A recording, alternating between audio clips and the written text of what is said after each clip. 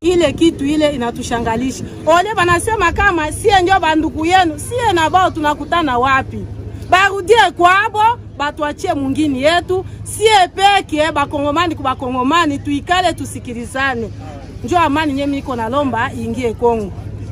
Na leo mimi nakia baba yangu sio Mnyarwanda, mama yangu sio Mnyarwanda, lakini leo mimi nakia kujikuta huku naishi na bwana mwenyewe anasema lugha ya Kinyarwanda, bati ya Masisi, nazala naye, siweze kutupa bwana yangu na watoto yangu. Ni jamaa yangu kabambile niko nayo. Na hivi leo mimi naweza rudia kule, banaweza niona bananiambia sema ke na mimi niko adui. Na japokuwa siko adui kwa juu ya nani watoto yangu. Baniambia ke mtoto anyoka naye ni nyoka. Ile kitu ile tile iko kuloho yangu. Naweza waambia watoto yangu asema turudie, hawaweze kuitika na siweze rudia kule niache watoto yangu. Lakini kama mimi naomba gouvernement yetu ya Kongo bakamate aba batu benye biko huku banasema Banyarwanda babapokeye ni bandugu yabo baikale basikilizane amani ingie kuinchi na sie tukupate ile amani. Njoo ile antuka merci mingi.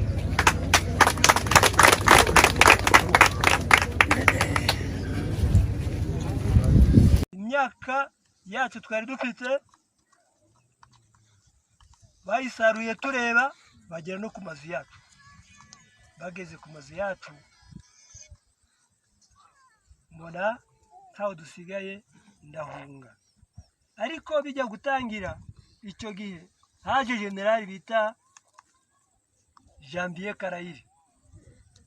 Umunsi twari twatembere nk'abandi bose, baduteye amabuye ku manywa y'ihangu.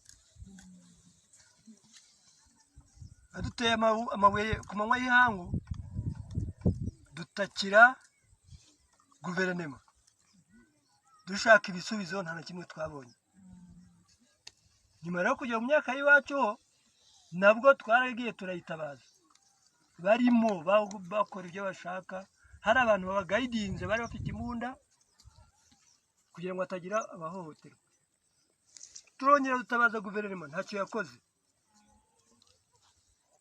Babona ko batarangije baragaruka tena,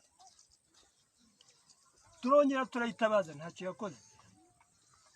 Icya gatatu cyagiye kuza cyatumye noneho abantu babona ku bintu birenze ibindi wenda biri nyuma yabyo.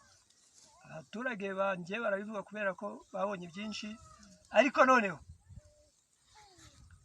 baje batera amabuye ku muntu baje gupira muri OBB ho. Ntabwo bigeze bavangura ngo hano barerekeza nk'uko babikoze mu myaka.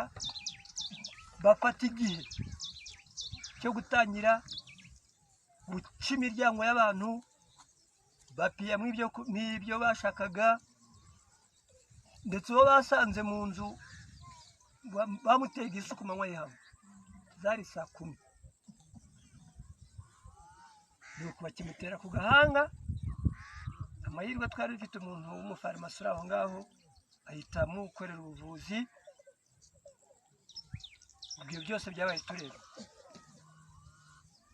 Ubwo rero inka zo nakarusho byo byatangiye kera bimaze iminsi.